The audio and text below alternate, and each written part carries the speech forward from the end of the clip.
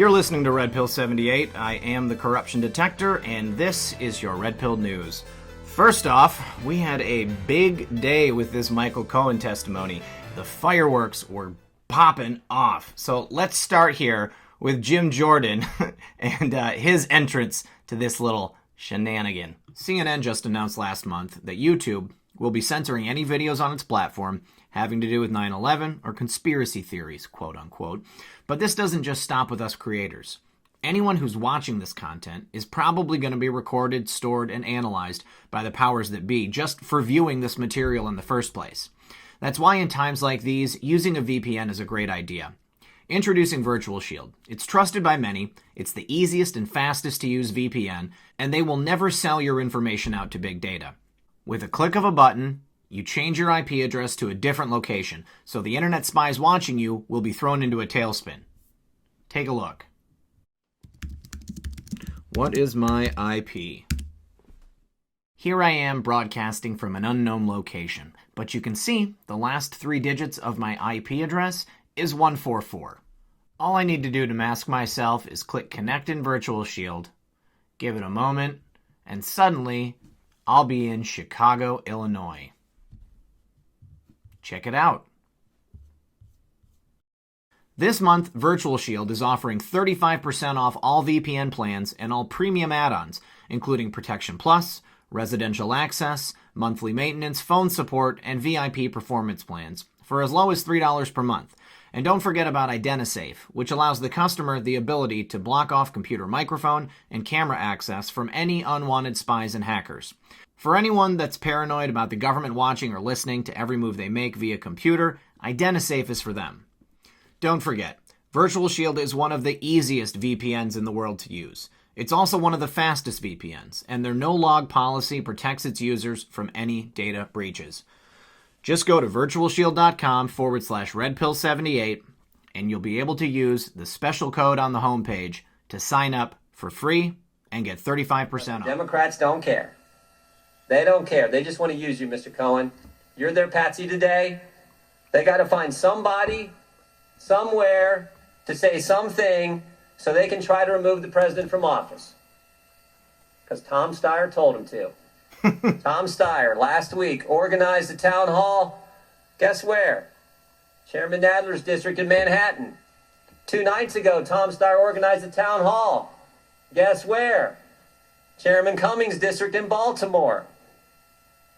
The best they can find to start this process, Michael Cohen. Fraudster, a cheat, convicted felon, and in 2 months a federal inmate. Well, actually, they didn't find him. Laney Davis found him. I'll say one thing about the Democrats. They stick to the playbook. Remember how all this started. The Clinton campaign hired Pkwy law firm, who hired Glenn Simpson, who hired a foreigner, Christopher Steele, who put together the fake dossier that the FBI used to go get a warrant to spy on the Trump campaign. But when that whole scheme failed, and the American people said, we're going to make Donald Trump president, they said, we got to do something else. So now, Clinton loyalist, Clinton operative Laney Davis has persuaded the chairman of the Oversight Committee to give a convicted felon a forum to tell stories and lie about the President of the United States so they can all start their impeachment process. Did you see that right there at the very end when Jim Jordan said to lie about the President of the United States? Michael Cohen was nodding his head. That was an involuntary movement. Everything that Jim Jordan said was correct. Jim Jordan is a bulldog. Jim Jordan does not hold back. That's what Method said. Jim Jordan not holding back at all. And I've never known Jim Jordan to hold back. That's why I love Jim Jordan. Someday, if Jim Jordan were to run for president, he would have my vote. Now, getting more in depth on the Jim Jordan and the fireworks here, GOP Rep Jim Jordan goes off at Cohen hearing. CNN had evidence before we did, and there's video. President Trump's former lawyer, Michael Cohen, is testifying before the House Oversight Committee on Wednesday morning as the president holds high-level peace talks with North Korean leader in Vietnam. Cohen told the House committee that Trump had advanced knowledge of plans to release the Democratic emails during the 2016 campaign. Republican Jim Jordan went off at the start of the hearing. Jordan slammed the Democrats and the Cohen team of leaking his testimony to CNN before the GOP had a chance to review the material.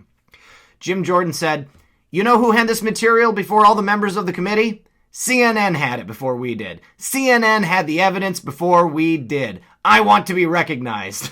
Wow. I love Jim Jordan. "You know who had this material before all the members of the committee? CNN did. CNN had it." Now, let's go ahead and take a listen. I move to table. Mr. Chairman. Is there a second? Mr. Chairman. Mr. Chairman, I was asking to be recognized before the motion. The vote is so in tabling the motion. You know who had this material postpone. before all the Excuse members me, of the committee? excuse me. CNN had it before Sir. we did. CNN had the exhibits Sir. before we did. Well, I just want to be recognized. Yeah, well, the vote is on tabling the motion to postpone. He's right, you know. Jim Jordan. He is not afraid to speak the truth. And I really hope that he has a long, illustrious future in Washington. Now, Cohen admitted today that the Democrats set up his hearing, and he implicates Schiff and Cummings, along with his attorney, Lanny Davis. President Trump's former lawyer, Michael Cohen, testifying before the House Oversight Committee this Wednesday morning as the Republican president held high-level peace talks with North Korean leader in Vietnam. You cannot see what the Democrats are doing and not understand what it really means. They are so desperate to do anything to delegitimize the movements and the actions of our president. Here he is, bringing peace to the world, all right? A year ago, it was chaos. President Trump is going to start nuclear war with North Korea. And guess what he did? He ended the threat of nuclear war with North Korea. Cohen told the House committee that Trump had advanced knowledge of plans to release the Democratic emails during the 2016 campaign. Cohen also told Congress that President Trump has a history of racism. Representative Cody Heiss grilled Cohen of his plotting with Democrats before today's hearing. Cohen implicated Representatives Cummings and Schiff with plotting and planning today's hearing. When Michael Cohen was being grilled by Elijah Cummings, or rather led along by the leash, you could see he was looking down and looking at a script. All right, they clearly scripted this exchange today. And here is Michael Cohen admitting it. Mr. Davis and you, and frankly the chairman and perhaps others, to be rather stunning that there is an agenda for all this happening here today. And I believe, frankly, that that's to bring the president down, to impugn the president. You made an oath last time you were here, and that oath meant nothing to you then. We had an oath here in this very room about a month ago, and it was, quote, "Be clear that I will seek the truth, nothing but the truth, so help me God," end quote. That sounds like an oath to me. The chairman made that statement in this very room last month. But here we are today, our first big hearing, with, as you and we all know, a convicted liar, lying to Congress, a criminal. And I believe this witness is totally incompatible with the stated goal of having to seek the truth in this hearing. This is the first time in the history of Congress we have someone testifying here who has already been convicted of lying to Congress. So congratulations for being the first in Congress to do that, and Mr. Cummings as well. I can't believe we're coming. Thank we you. brought this committee to its knees in terms of losing its credibility. And it's a shameful mockery of what our purpose is. I yield back. Gentleman Simons expired. Mr. Lynch. He said thank you. Oh my God. That is not an honor, Michael. That is not a distinction you want to be proud of. Oh, Cohen said Lanny Davis was not being paid? Cohen admitted his lawyer team spoke with Schiff and Cummings. Oh, God. I'd like to know who you consulted with to prepare for today's hearing, Lanny Davis and who else? I consulted with my counsel, Lanny Davis, as well as Michael Monaco. All right. Did you or Michael or Lanny Davis or anyone else cooperate with the Democratic majority to prepare for this hearing? I'm sorry, say that again, please. Did you or anyone else on your team cooperate with the Democrat Party in preparing for this hearing? We've spoken to the party. Okay, did you prepare with Chairman Cummings or anyone on your team? I'm sorry, what do you mean by prepare? Prepare for this hearing.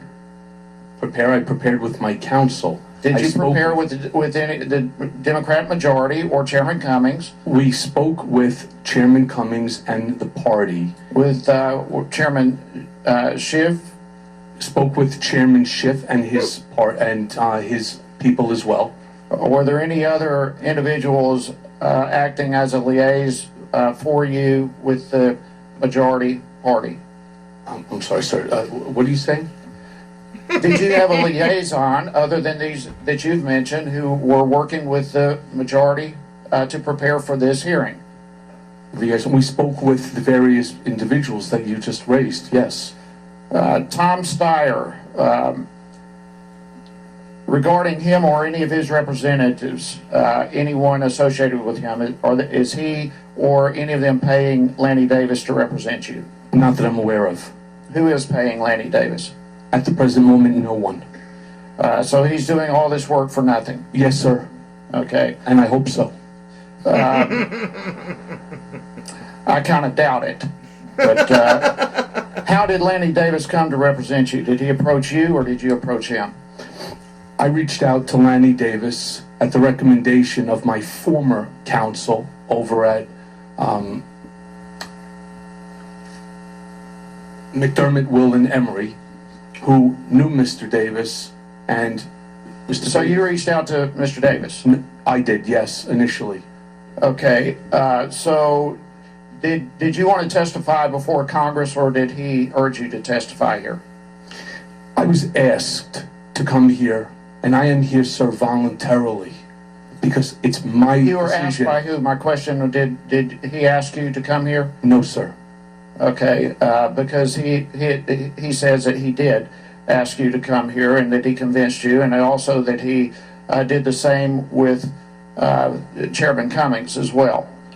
So your testimony here is that you approached Lanny Davis to represent you and to come here. He did not persuade you to come here. He did not persuade me. Actually, Chairman Cummings, which is part of the conversations that we engaged in with his people, as well as Chairman Schiff and others, we spoke in order to ask me to come here voluntarily.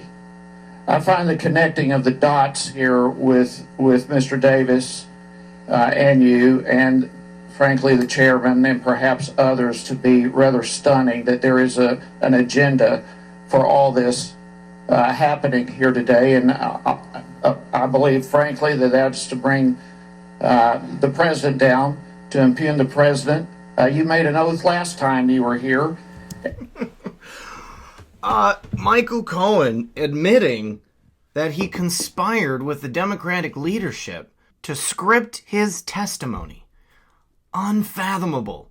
Unfathomable that he would be convicted of lying or be found out to be lying to Congress and then be asked back. And then, to make sure that he said what they want him to say, they colluded on his testimony. And then Michael Cohen admits it. Like, he's already lied. He already admitted to lying. Is he a Trojan horse? Is Michael Cohen only here to destroy what little shred of reputation these Democrats have left? I don't know. It kind of looks like it to me, though. Oh, and from Dan Bongino, CNN even admits Cohen not telling the truth in congressional testimony. A CNN panel said former Trump lawyer Michael Cohen, who has been convicted of lying to Congress, lied during his congressional testimony today when he said he did not want to work at the White House.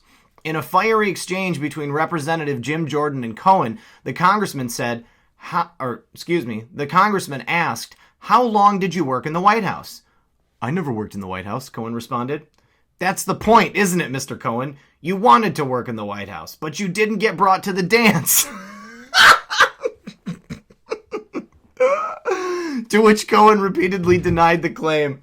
The disgraced former lawyer said, I did not want to go to the White House. I was offered jobs. I can tell you a story of Mr. Trump reaming out Reince Priebus because I had not taken a job where Mr. Trump wanted me to, which was working with Don McGahn at the White House General Counsel. The Washington Free Beacon pointed out that CNN host Jake Tapper took issue with Cohen's statement and said, I think the issue there is that one sentence. I did not want to go to the White House. All of our reporting suggests that's not true. CNN correspondent Dana Bash also said during the segment, our reporting, I know, Pam, you have been told and I have been told, all of us, by people in and around the process real time, he very much wanted a job in the White House. Bash also said she called Reince Priebus immediately after Cohen mentioned the former chief of staff's name during his testimony. I spoke to him, and his comment was no comment. He said, I'm not getting involved in this, and we, of course, witnessed this real time that this president, probably more than any other, if he wants somebody in the White House, they're there, she said. Bash continued, you know, Reince Priebus and John Kelly probably didn't want Omarosa to be working in the White House and other people, but they were there because the president wanted it to be so. So if Michael Cohen and the president really wanted it to happen, more importantly, the president, it would have happened, and he wanted it. Both of Trump's sons, Eric Trump and Donald Trump Jr., spoke out about Cohen's comments. Trump Jr. wrote on Twitter, I bet there are dozens of people that would swear under oath that this is a lie, including me. Michael Cohen claims he did not want a White House job. Eric Trump wrote, Michael was lobbying everyone to be chief of staff. It was the biggest joke in the campaign and around the office. Did he just perjure himself again? Oh, here we go. And the one potential problem that I thought Michael Cohen has is when he was asked if he wanted a job in the White House, and he said no. Our reporting, I know, Pam, you've been told, I've been told, all of us, by people in and around the process, real time. He very much wanted a job in the White House, very much. And I'll just say one other thing that he said specifically. Let me interrupt you for 1 second just to show that clip that I think a lot of us here raised our eyebrows because we knew it to not be true. Take a listen. How long did you work in the White House? I never worked in the White House. And that's the point, isn't it, Mr. Cohen? No, sir. Yes, it is. No, it's not, sir. You wanted to work in the House. No, sir. You didn't get brought to the dance. So now... I was extremely proud to be personal attorney to the President of the United States of America. I did not want to go to the White House. I was offered jobs. I can tell you a story of Mr. Trump reaming out Reince Priebus because I had not taken a job where Mr. Trump wanted me to, which is working with Don McGahn at the White House General Counsel's office.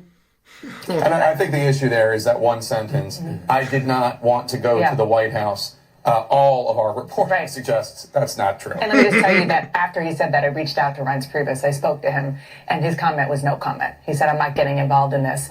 But I can just say, and we all, of course, witnessed this real time, that this president, probably more than any other, if you want somebody in the White House, they're there. Reince Priebus and John Kelly probably didn't want Omarosa to be working in the White House and other people, but they were there because the president wanted it to be so. So if Michael Cohen and the president really wanted it to happen, more importantly, the president, it would have happened, and he wanted it. Jeffrey. That's right, because Trump's a boss, and he would have brought Michael Cohen in if he wanted him to be there. Of course Michael Cohen wanted a job in the White House. Of course he wanted to be lifted up from his position in, a mediocre law firm or running a taxi cab company. Michael Cohen wanted nothing more than to be invited to the dance, as Jim George says. Oh, Michael Cohen got stood up, and he's upset about it, and he is testifying so that he can get back at President Trump. Either that, or him and Trump are working together, and Michael Cohen is simply there to just make the Dems look bad and expose their corruption. I don't know. I don't know which one it is, but either one is equally entertaining to me. And now an excellent thread from my friend Mindfuhrer on Twitter. This has to do with the Indian plane that was shot down over Pakistan. So he starts out, a few key points to remember as the situation between Pakistan and India continues and escalates. operating with the mindset that this is another weak deep state attempt to backdoor a third world war. All right, so he's got a nice little graphic here of the China-Pakistan Economic Corridor. This is a planned $57 billion China-Pakistan Economic Corridor, which will link Gwadar, Pakistan, to China's far western Xinjiang district. All right, so right here, this section is the portion of the corridor that is planned. Right here, the solid line that is red, that is the existing corridor. Right here, we've got a planned section down here. That's the Peshawar-Karachi motorway. We've got an existing Peshawar-Karachi motorway. So, existing construction with, upcoming upgrades, which is going to strengthen the economic ties between Pakistan and China. What's good for China is then good for Pakistan. There's a lot going on here. More than just a territorial dispute along a border. The region in question, Pakistan-occupied Kashmir, is an integral part of China's new Silk Road project. Enter China as an interested party, 900 billion reasons. All right, so that is the potential influx of currency that China has the opportunity to bring in if they can make this happen. Now, India's main objection to the NSR is that it gives the appearance of legitimacy to Pakistani claims to Kashmir. India Prime Minister Modi has spoken out against this, and India has even planned its own trade route, the NTSC, side by side for comparison. Let's take a look. All right, so here between China and Pakistan, you've got the thin blue line, which is an economic corridor. You've got the thick yellow line, which is the 21st century maritime Silk Road, and then the thick blue line, which is the Silk Road economic belt. Now moving on to this next piece here, this is the main route of the North-South Transport Corridor, which India has planned. You can see there, we've got the blue line for the standard route, and then you've got this new red line for the NSTC route. You can see that takes a lot of time off of that trip. Much less expensive if they get that done. Now, let's add in this as far as the armed conflict is concerned. India's biggest supplier of defense equipment is the United States. Since about 2008, India has spent more than $15 billion on U.S. equipment. And this is from last month. India to make huge purchase from the U.S., says diplomat. India has committed to purchase $5 billion worth of oil and gas from the U.S. per annum and $18 billion worth of defense equipment. Strategically, India is a great U.S. ally. In fact, the U.S. sold India 20-plus drones that have never been sold to a non-NATO country before. Big deal. The thought here is that India can use these drones to track Chinese naval movements for the U.S., among other things. And there it is. Now, when Trump met Modi at the White House, it was very genuinely warm. Both leaders pledged strong cooperation. POTUS said both the U.S. and India have been affected by the evils of terrorism and the radical ideology that drives them. And this little excerpt he has here.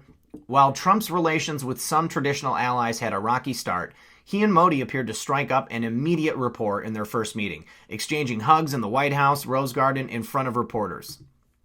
Addressing a small audience at the White House following a bilateral meeting with senior members of their administrations, Trump said both the U.S. and India have been affected by the evils of terrorism and the radical ideology that drives them. Now let me be clear. India has a huge army and excellent tech. I'm not saying the U.S. is going to move in on their behalf, but the U.S.-Pakistan relationship is tenuous and complicated at best. More on that later. Pick related. Let's look. The Trump administration has supported India's right to take action, but at the same time, it does not want an armed conflict in the region, while it is in the process of holding talks with the Taliban, another group largely controlled by the Pakistani security establishment over Afghanistan. Recently, Crown Prince MBS visited both Pakistan and India. Saudis pledged $20 billion to Pakistan, then moved on to India, committing to $100 billion in deals, including $11 billion for a petrochemical plant, on February 20th, 2019. And there it is. Saudi Crown Prince looks to new allies with tour of Asia. Modi is big with the hugs. He's just a warm guy. Speaking of Pakistan and relationships, Xi of China threw $28 billion at Pakistani infrastructure projects in 2015. Nothing says let's do a new Silk Road like $28 billion in new infrastructure. An excerpt from the Wall Street Journal article, Mutual Antagonism Toward India. No kidding.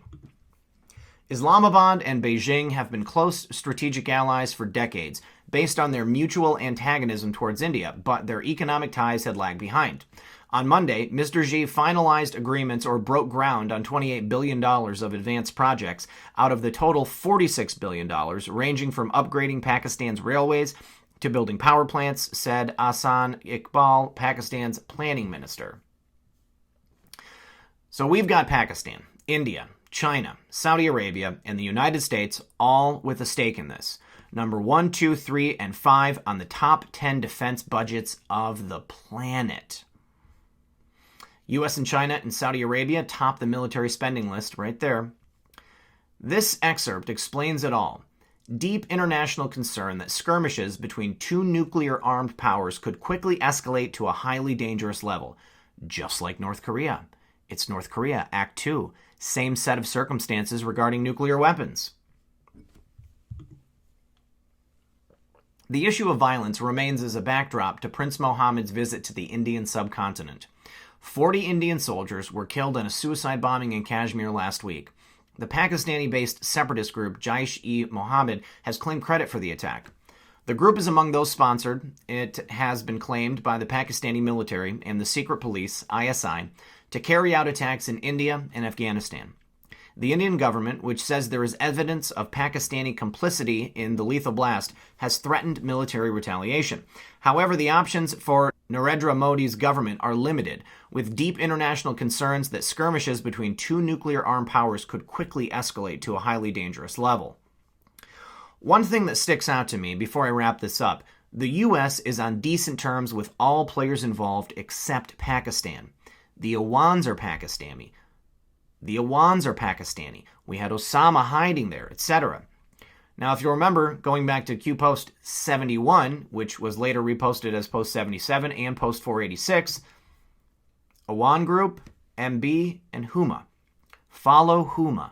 Who connects HRC, Hillary Clinton, CF, Clinton Foundation, to SA, Saudi Arabia? Why is this relevant? Who is the Muslim Brotherhood? Who has ties to the MB? Who is Awan? What is the Awan Group? Where do they have offices? Why is this relevant? Define cash laundering. What is the relationship between Saudi Arabia and Pakistan? Why is this relevant? Why would Saudi Arabia provide tens of millions of dollars to U.S. government senior officials? What does Saudi Arabia obtain in exchange for payment? Why is access important? What happened when HRC lost the election in 2016? How much money was provided to the Clinton Foundation by Saudi Arabia during 15-16? Hillary lost. Loss of access, power, and control. Does repayment of funds to Saudi Arabia occur? If so, how? Why did Barack Obama send billions in cash to Iran? Why wasn't Congress notified? Why was this classified under state secrets? Who has access to state secrets? Where did the planes carrying the cash depart from and land? Did the planes all land in the same location? How many planes carried the cash? Why is this relevant? What does this have to do with North Korea? What does this have to do with Saudi Arabia and Clinton Foundation cash donations? What does this have to do with ISIS? What does this have to do with slush funds? Why is Saudi Arabia so vitally important? Follow the money. Who has the money? What is happening in Saudi Arabia today? Why is this relevant? Who was Abdullah bin Abdulaziz? What events transpired directly thereafter? How was POTUS greeted compared to other former U.S. presidents when in Saudi Arabia? Why is this relevant? What is the meaning of this tradition? What coincidentally was the last tweet sent out to POTUS? Why is this relevant?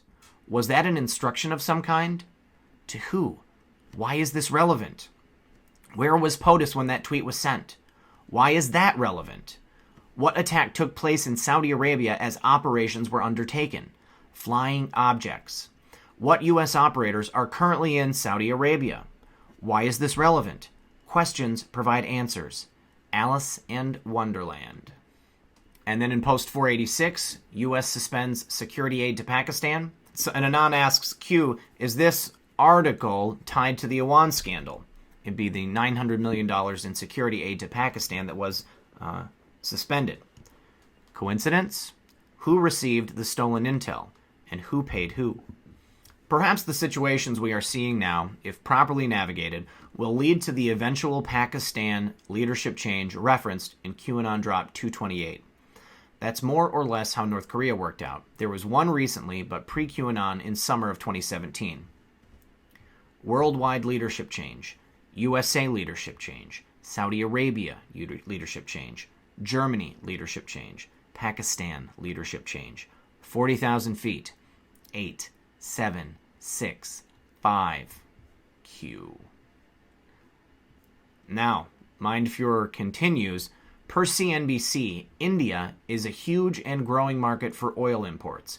Very important nations such as the United States and Saudi Arabia may be more skin in the game here than previously thought. In fact, oil was the chief reason for MBS's special trip to India.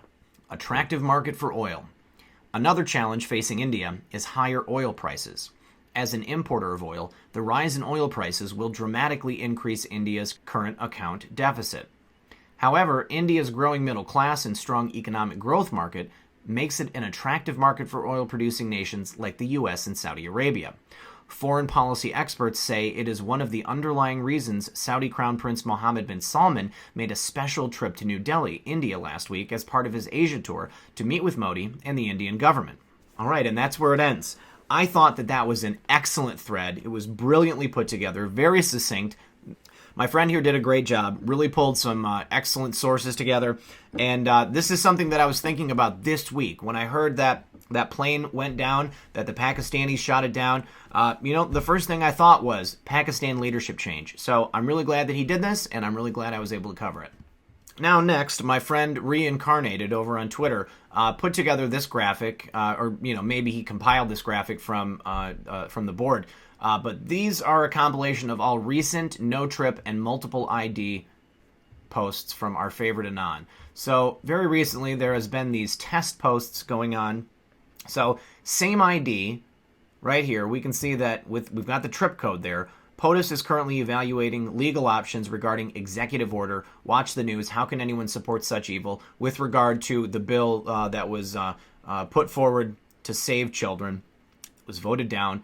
These people are sick and evil. Well, that same ID posted this right here, awaiting the go orders. We can end this quickly. Yes! I got so excited when I saw that. And then here's another one, which says, do not add this. Private comms will be important in the future. Okay, so they're obviously on there talking to each other, and these communications are not meant for public consumption. But here we go. We have another several tests. We've got this ID, 8414BF, did test 1, test 2, and then test 3, and signed off our favorite Anon. And then test 4, not signed off as our favorite Anon, not using the trip code. Now, there were these pictures that were taken from the Hanoi Hilton, and it is ID number D18297. Post says, we are at war. Tomorrow is about peace. The future is ours. And then we have a couple more posts here. Test 5, different ID yet again. Yet another ID. Anons have the originals. How is that possible? Test 6. Then we've got another one, test 7, test 8, test 9, test 10, test 11, test 11, test 12.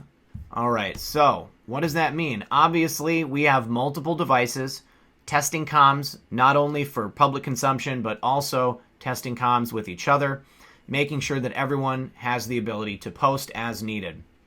But awaiting the go orders, we can end this quickly. That right there, that's the sauce.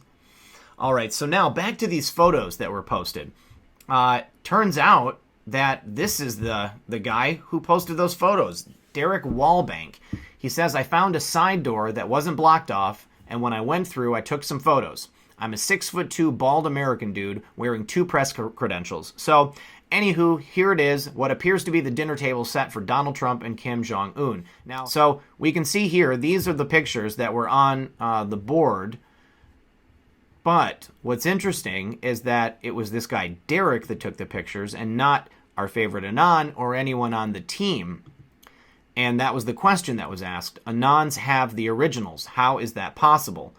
Now, we know that this is the same guy because we have a picture of him that he posted himself. He's wearing that same shirt. There he is, lump guy. There he is. That's wearing the shirt. Wearing the shirt. Well, my friend Jack Pliskin asks, why don't you ask the question, Derek? You had the cojones enough to sneak in and take pictures of the table set for the president and Kim Jong-un. So why don't you ask the question? And there we go. Look, you can see the outline of his body. Now, back to my friend Reincarnated. We've talked about this before, and that's why I wanted to bring it up, because I saw this tweet, and he put it together nicely. Has anyone seen the March 2018 Q posts? HRC video. Sessions appointed someone outside of D.C. long ago. March Madness. Snowden. Clinton Foundation drops, and Australia. If this is a sample, we are in for one hell of a ride. It's been awesome, Q family. And just in case you don't remember, is the stage set for a drop of HRC? We've got 315, 315. Raw vid, 5x5, understand? XRvid 5774. We have it all. Reread regarding stage. The nail in the coffins. Liberal undo. Impossible to defend. What Hillary did in this video is impossible to defend. Toxic to those connected. Anyone involved with this will go down. We must work together. We are only as strong as your voice. You must organize and be heard. This is why they keep you divided and in the dark. Weak. We are here to unite and provide truth. Dark to light. Evil surrounds us. We are fighting for you. Where we go one, we go all. The choice to know will be yours in the end. Then, remember, POTUS saying, set the stage. They have set the stage for everything to go down next month in March. And of course, the infamous March Madness. March Madness, the Ides of March, all happening on March 18th.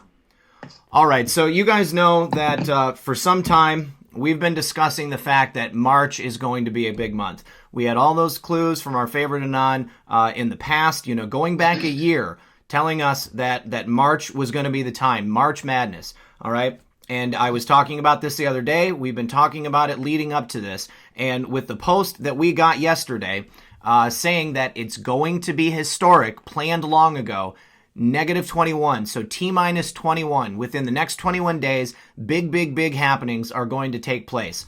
21 days from yesterday was March 18th. That is the Ides of March. That is when March Madness, the actual event, starts.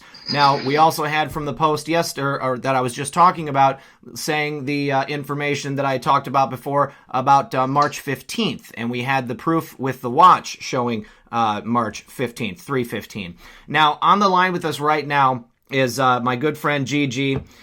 He is my close personal friend that put me in contact with the source that gave us the intelligence on the chopper incident that took place in LA. So, Gigi, I want to thank you for joining us for this special video, because this is unusual for me to have a guest on during the week. But if you could just begin and tell us what happened when you and Top Brass were hanging out the other day. Yeah, no problem. And firstly and foremost, thank you for having me. It was an interesting day. There are times when Top Brass will just blurt things out, and this was one of those times. And as you probably know, this happened almost a week before the Q post revealed the day, March 18th. So it kind of freaked me out. And, as you remember, it took me, a couple days just to decide to contact you and let you know. Mm-hmm. But anyway, we were in a private location, and we have to go to private locations whenever we talk, because he has he believes that they're constantly tracking him, and I see that to be reality. I've seen it happen. So I know that somebody in his position at such a high rank is always monitored, and so but he's part of my family, so he always looks out for us and our family, and always tells us pertinent information, even when it's against the military's training. He still, I'm not trying to throw him under the bus, don't get me wrong.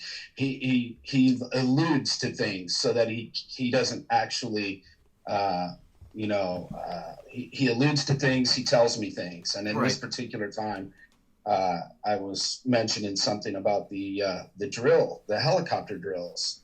And I said, yeah, that information was dead on. I couldn't believe your accuracy. He said, well, the military doesn't do drills in a civilian area. That's why we spend millions of dollars reconstructing areas so that we can do these drills and never put a civilian in jeopardy. And I said, yeah, I understand. He said, yeah, okay. And then we started fishing, and the day went on, and he joked with me about dragging his big butt up to the mountains and making him freeze his ass off because we didn't catch any fish. And then he said, I said, well, hey, it's good that you're getting some fresh air, He says, yeah, I know. And then we talked some more about, some of the huge airplanes and cargo planes that he flies. And then he was telling me, some more things. And then out of the clear blue sky, he says, March 18th. Mm-hmm. And I looked at him, and I looked at the wife, and I said, oh, here I go. Okay, I'll bite. What are we talking about? And he says, well, are y'all prayed up? And I said, well, what do you mean? And he said, are you good with God? And I said, brother, if you cut me, I'll bleed red, white, and blue. And as far as God's concerned, I've always been God first. And that's my faith. I know where I'm going when I leave this place. That's why I really don't have much fear about what they can do to me. And so right after that, he goes, well, I can't directly answer your questions, but what do you know about World War III? And I said, nothing. And he goes, well, I would suggest that you not be scared, just be prepared. So, I couldn't really get into it with him, and I thought about it a little more. I've texted him, and he hasn't been able to get back to me. But the one thing I know for a fact is that, like I've been sharing with people forever, there's been a silent civil war ever since our president got elected. Mm-hmm. And so, he might be alluding to the fact that we're going to actually declare the fact that we're in a world war, or he might be alluding to the fact that there is a war going on. But for whatever purpose, I deemed it necessary to call you and let you know, hey, this is coming all the way from the top.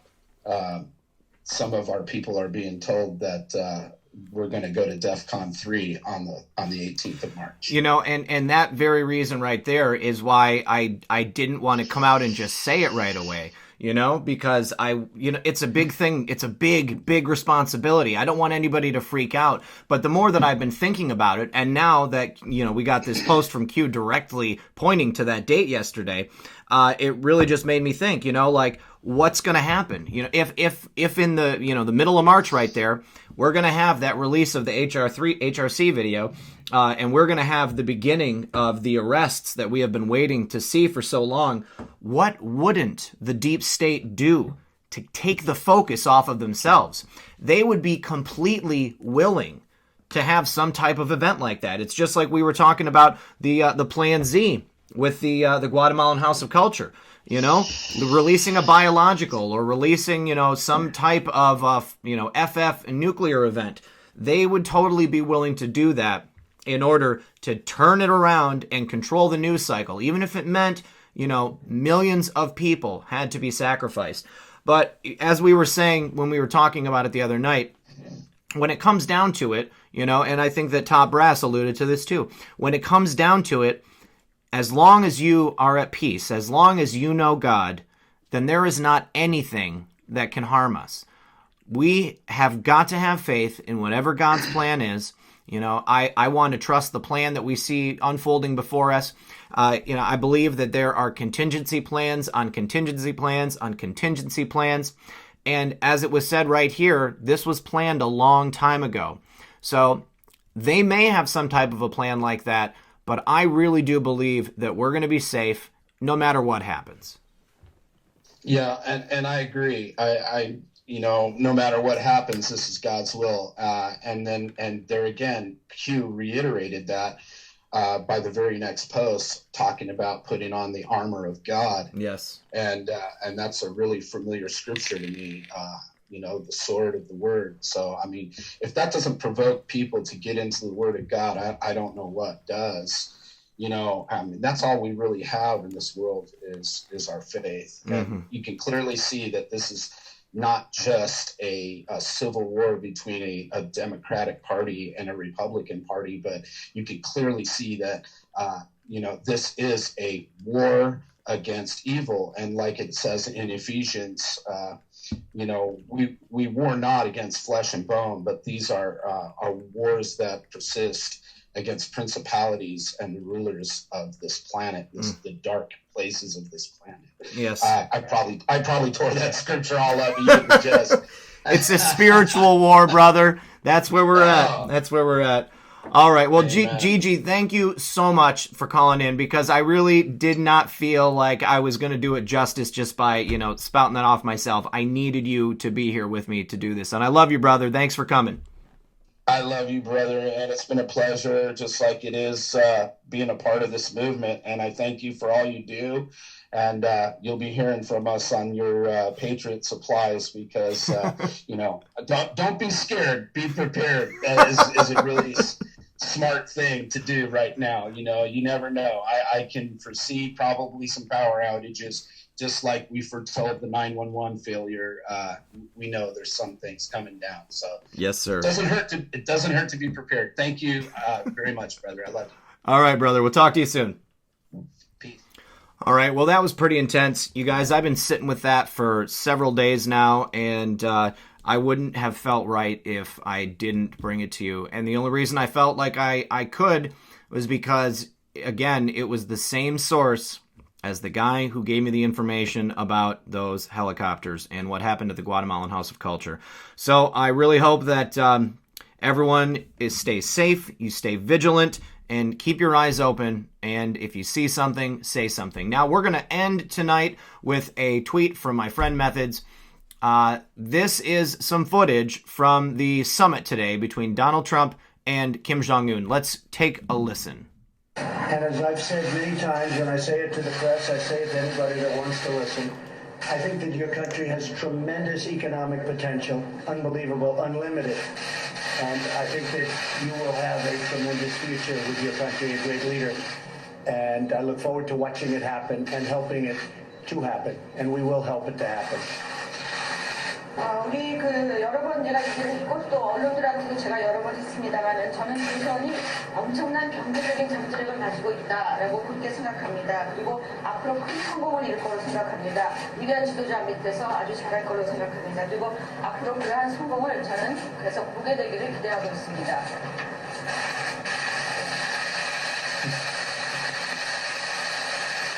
This is what our president has done for the planet, for the United States, for the people of every nation. He is bringing peace where it once was not possibly thought it could exist. He said, I think that you have a tremendous future with your country. I think that you will have a tremendous future with your country. And great leader, I look forward to watching it happen and helping it happen, and we will help it to happen. That's right. It's more than just economics. It's more than just stopping nuclear testing. President Trump has destroyed a deep state stronghold. He has freed an entire country of slaved citizens, slaved to the deep state, to their malicious and nefarious plans. I am so proud to be an American, and I am so proud to be here with all of you tonight. I want to thank everyone for joining me. As always, I am Red Pill 78, the corruption detector, and this was your Red Pill News. Good luck, everyone, and God bless.